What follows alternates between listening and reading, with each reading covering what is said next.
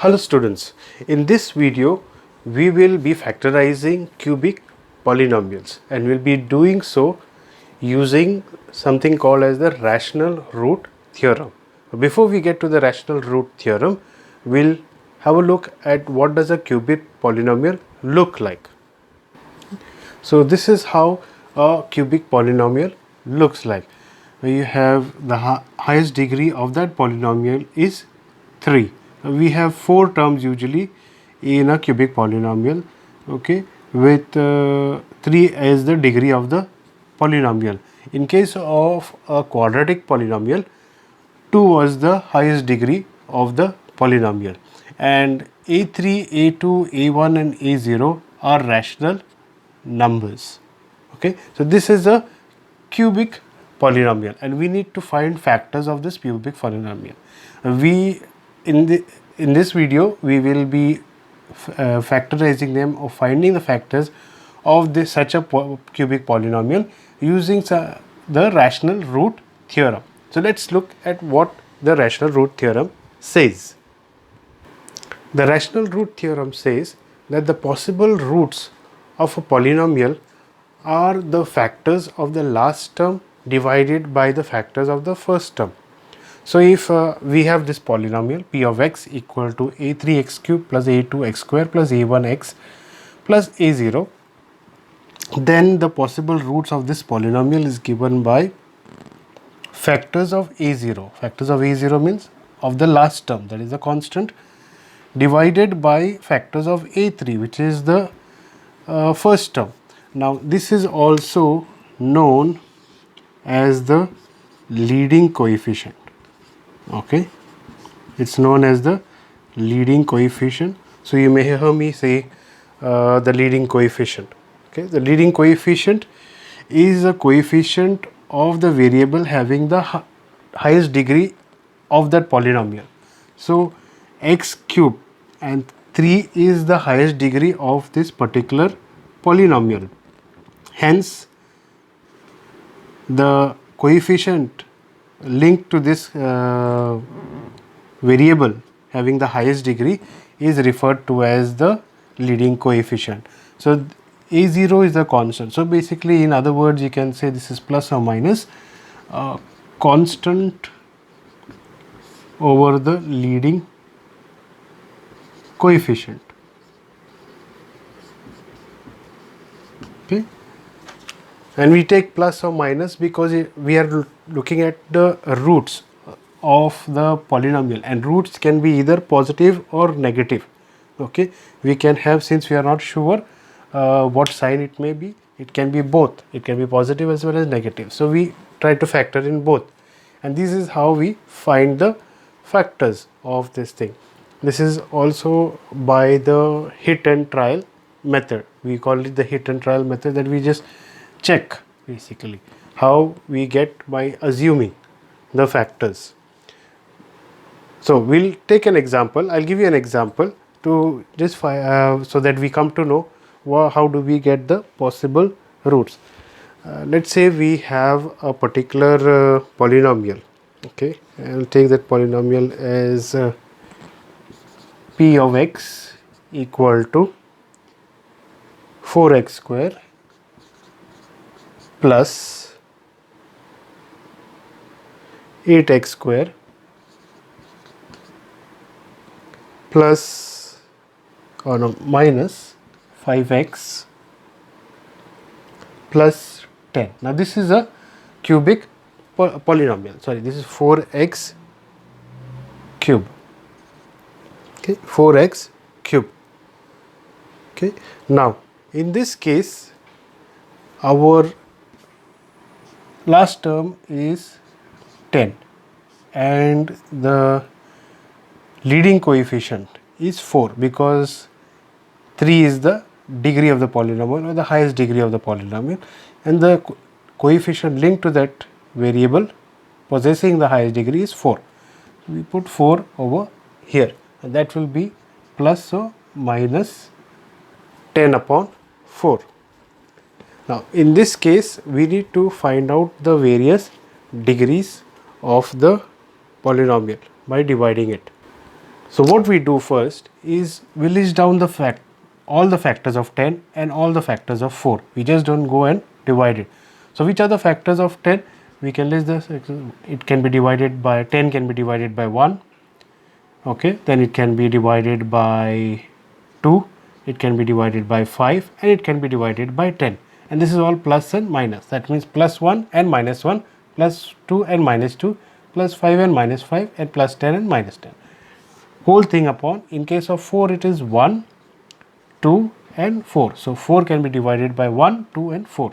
Again plus or minus. Either we can put up and down, or we put a common one to show that these could be the factors. Okay, so this is how we find factors of the two polynomials. So in case, now going further, how do we get the actual factors? So now I'll do it over here. So we'll have to take it individual, like for example 1 upon 1, then 1 upon 2, 1 upon 4, and 2 upon 1, 2 upon 2. So if we list down all of them, we will be able to get the answer. So I'll just erase this part, so it will make space for us. Okay, and I'll write this whole thing on top. So P of x equal to 4x cube plus 8x square minus 5x plus 10. This is our polynomial, and we put our constant term upon the leading coefficient, okay, and that is plus or minus, and that is equal to plus or minus 10 upon 4, which is equal to, we list down all the possible factors of 10, so which is plus or minus 1, 2, 5 and 10 upon 1, 2, 4. Okay. Now to get the factors of this polynomial, all we'll have to do is divide them individually, which means in case of 1 over here, so it will be 1 upon 1, we will get 1, which will be plus or minus. Okay.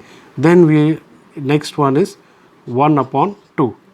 We have to take it individually, 1 upon 2. So which will give us plus or minus 1 upon 2. Then we have 1 upon 4.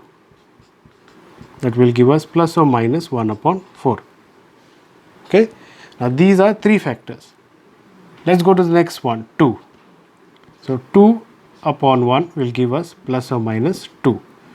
2 upon 2 cancels and we'll get just 1 plus or minus.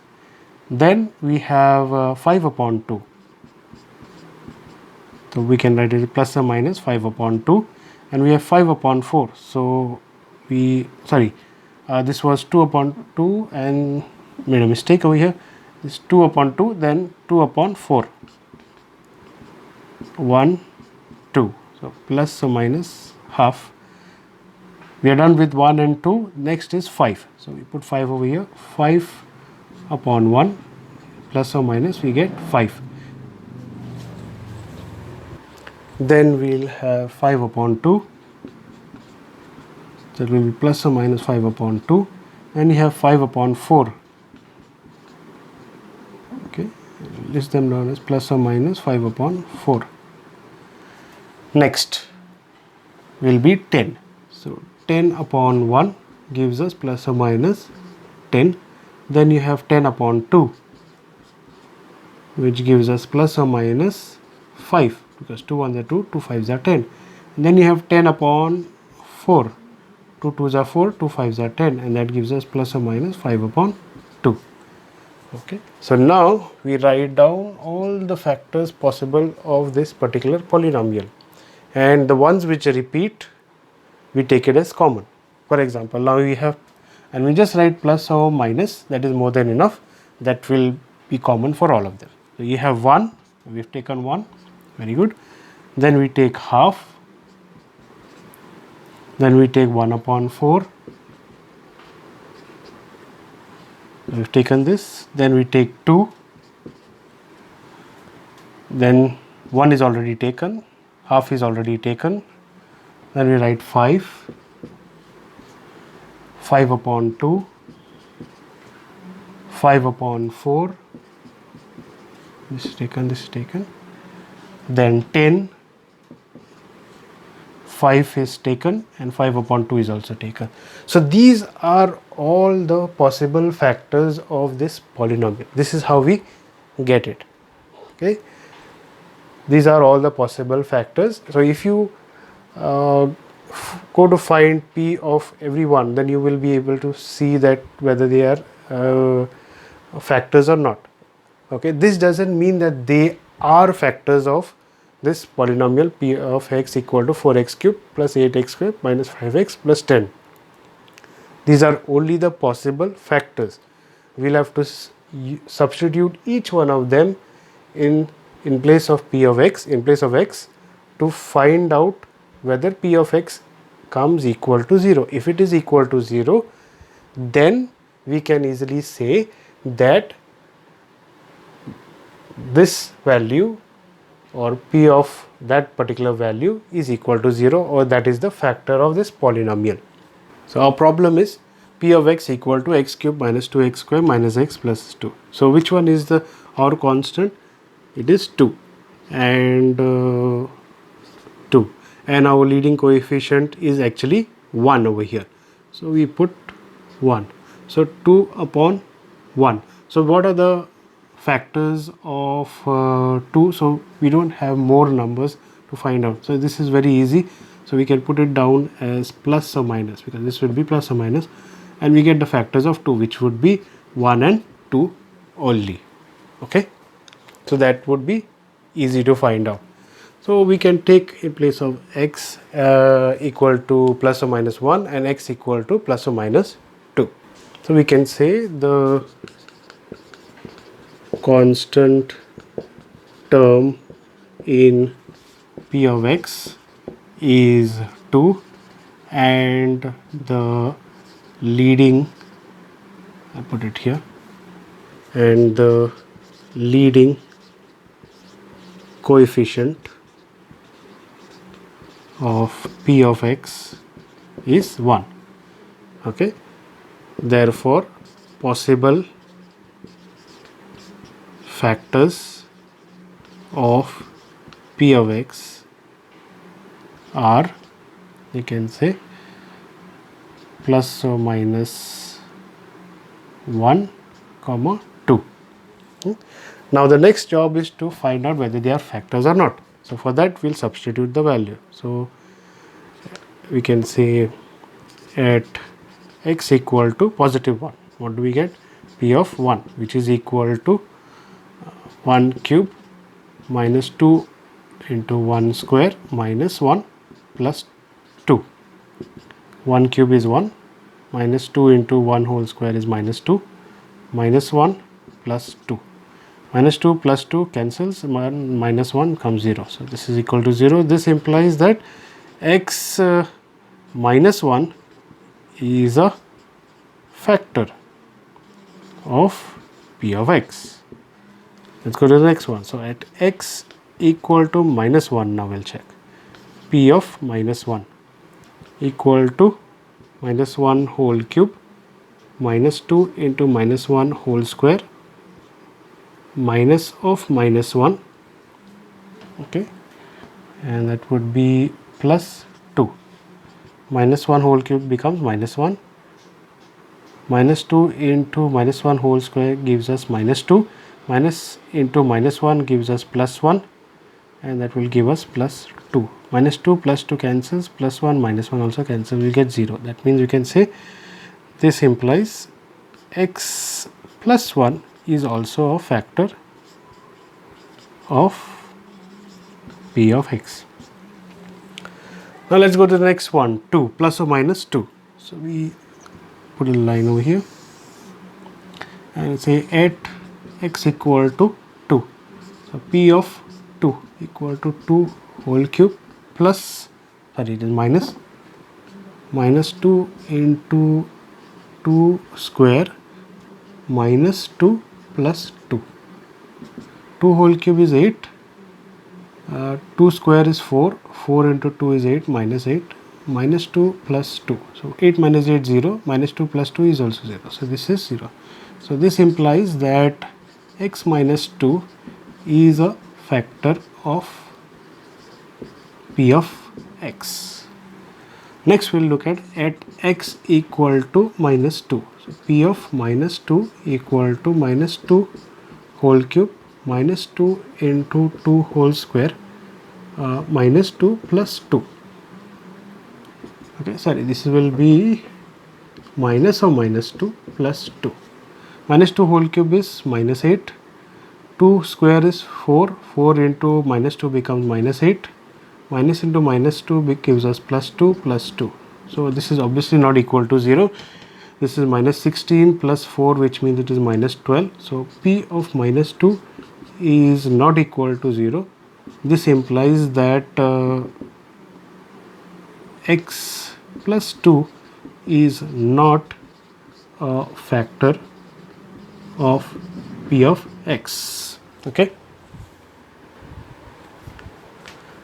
So we can easily take that therefore the factors of p of x equal to the factors of px equal or the factors of, we can say, x cube minus 2x square minus x plus 2 are, or we can say, equal to x plus 1 into x minus 1 into x minus 2. So if you've liked the video, please click the like button. Do not forget to subscribe and share this video.